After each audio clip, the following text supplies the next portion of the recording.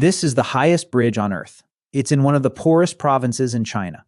And the drop from the road to the water below is 625 meters. They built it in 3 years and 8 months. And this is just one bridge.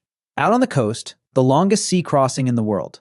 A tunnel dug below so ships sail over the top of the traffic in Chongqing. A train runs straight through an apartment block. And yes, people live in that building. Their high-speed rail is longer than every other country's combined. 16 million people ride it every day. It's the kind of thing that makes you wonder what happened to the rest of us, until you hear about a different Chinese story, one about a bridge that was 8 months old and fell apart.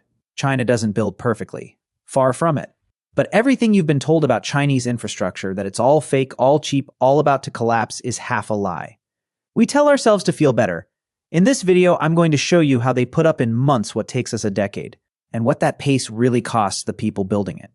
My name is Bertrand. I've been doing business in Asia for 26 years. I'm not guessing how things work. I deal with them every week. That's why I created this channel, to share my perspective from the inside. If that's useful to you, subscribe.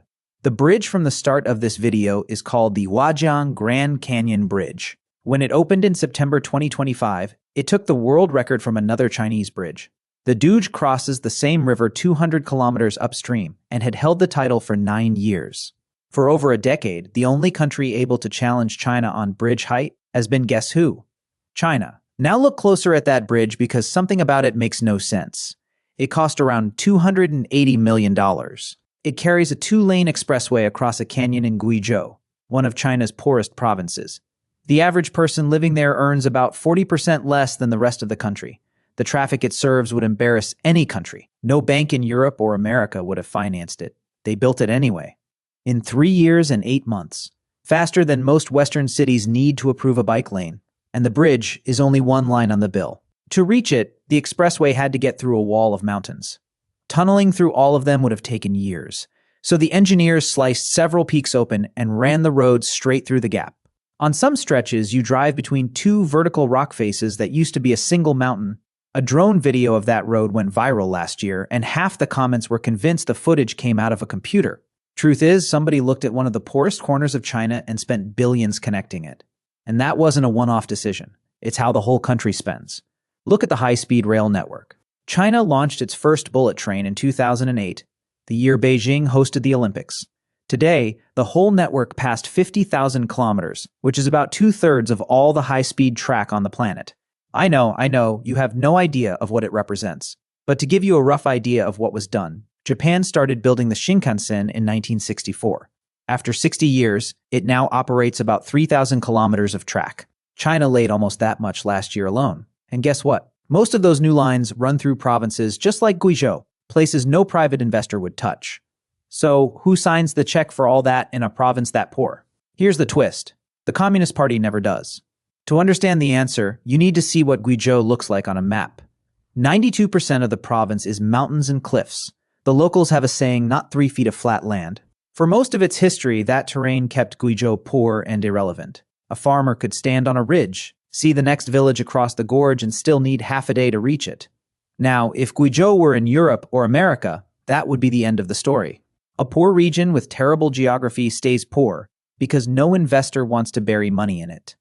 China runs on a different operating system. Every Chinese province is run by officials whose careers depend on numbers. GDP growth, kilometers of road opened, villages connected.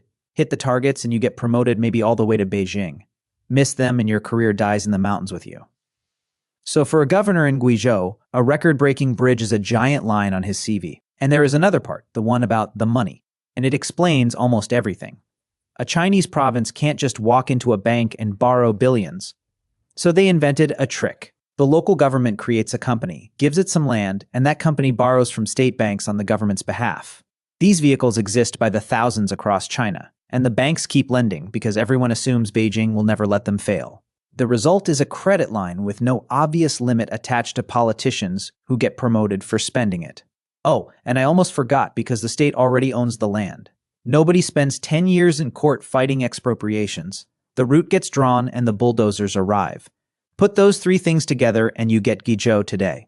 This one poor province has built 32,000 bridges. Engineers literally call it the Museum of World Bridges. And Beijing tolerates the cost because the math is political. Before Huajiang, crossing that canyon took 2 hours on switchback roads carved into the cliffs. Now it takes 2 minutes. The province stops being an island and 40 million people move an hour closer to the rest of the Chinese economy. By the way, they still try to squeeze money out of the record itself. The bridge comes with a glass elevator running up one of its towers, a bungee jump off the deck, and a coffee shop sitting 800 meters above the valley floor. The world's highest bridge has become some sort of theme park. So that's the machine that builds faster than anything the West has ever seen. Now let's take a look at what it cost in human lives. It cost workers. 12 of them died in August when a half-built railway bridge collapsed in Qinghai. It cost drivers in the summer of 2024 more than 100 people died in collapsing roads and bridges, some of them barely a few years old. The same machine that hangs a highway 625 meters in the sky also pours concrete that gives way under the rain. The Chinese have a name for this kind of construction, tofu dreg, in 1998, when the Yangtze River flooded and the dikes that were supposed to protect entire cities crumbled like biscuits. The leader at the time, Zhu Rongji, went to inspect one of them. He looked at the concrete and said it was as porous as tofu dregs, the mushy leftovers from making tofu. The insult stuck. Today, tofu dreg is what won. 4 billion people call a building they don't trust. And the fear is real. On the business side too, at Statries, we handle payments between entrepreneurs and their Chinese suppliers. I've watched clients fly to China just to check a factory building before wiring a 6-figure deposit. That's what tofu dreg did to trust. And the reason the word survived is that China kept feeding it. In 2008, an earthquake hit Sichuan. Government offices stayed up. Thousands of classrooms came down with the students still inside.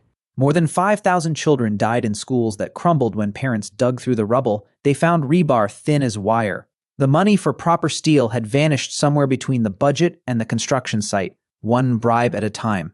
Those parents were never given a full investigation. Some were arrested for asking too loudly. That's the ugly secret inside the machine. Every layer takes its cut. The contractor underbids, the inspector looks away, and the official who approved it all gets his ribbon-cutting photo before the paint dries. The opening ceremony makes his career. Whatever happens in year 10 belongs to someone else.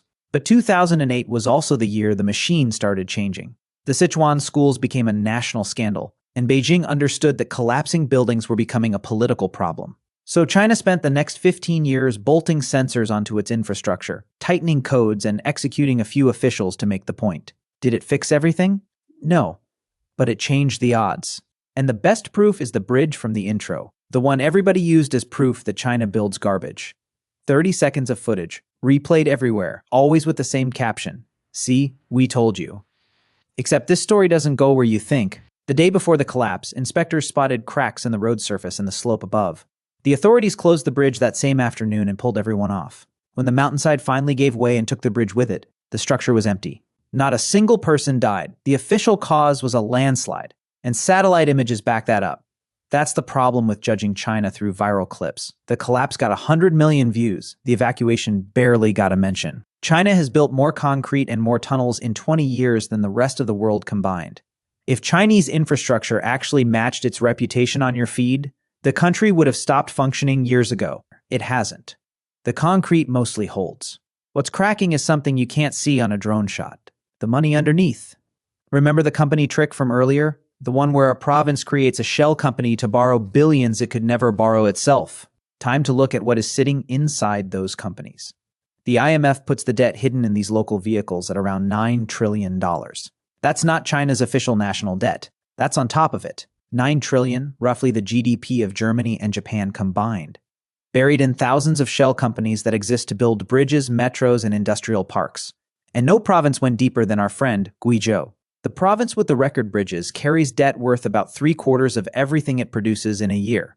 Some of its cities spend more on interest payments than on schools. One local government made national news for creating a task force whose official slogan translates to smash the pots and sell the iron. That's a Chinese idiom. It means sell everything that isn't bolted down. The trains tell the same story. The state railway company owes 6 yen, 2 trillion, around $860 billion out of the entire high-speed network, the biggest on the planet. Only a handful of lines actually cover their own costs, almost all of them on the rich coast. The Beijing-Shanghai line prints money, but deep inland trains run through stations built for cities that never grew. And since 2010, about 20% of those stations have simply shut down brand new ghost stations, sealed before their towns ever filled up. Last year, the operator raised ticket prices on its profitable lines by up to 20%. So the coast now subsidizes the mountains. Time to answer the obvious question: how is any of this still standing? Two reasons.